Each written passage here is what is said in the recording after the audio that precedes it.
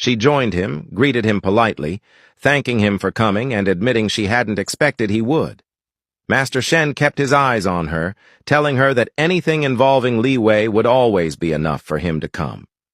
He asked what she wanted to ask or talk about. Amara explained that now that she was with Liwei and their bond was growing deeper each day, she realized she didn't truly know him.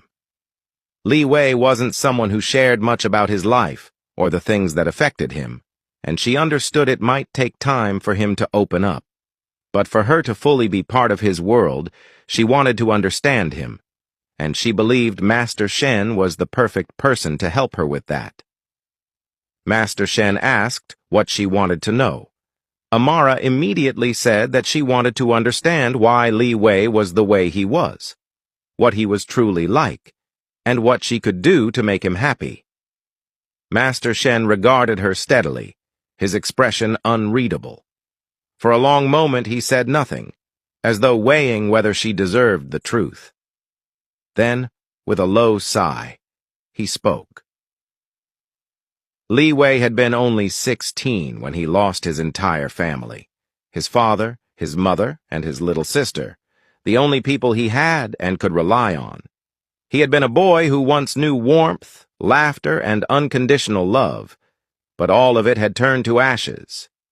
Master Shen's eyes stayed on her as he asked if she understood what it meant for a child to watch his future be swallowed by flames.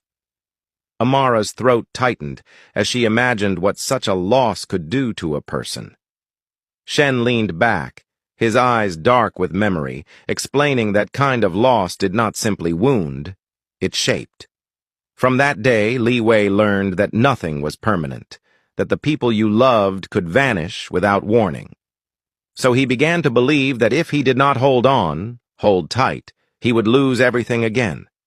His coldness, his need for control, his possessiveness.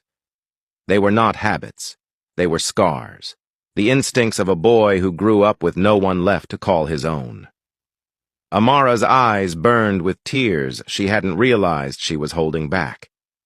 A heaviness filled her chest as Shen's words sank in. He leaned forward slightly, his gaze sharper, stating that Liwei had built walls so high that even him, someone who had basically raised him, couldn't get through them. And yet she had breached those walls. He added that when he calls her his woman, it meant more than she might think. It was his way of saying she was the only one he dared to need. He asked her if she knew how he could tell Liwei loved her.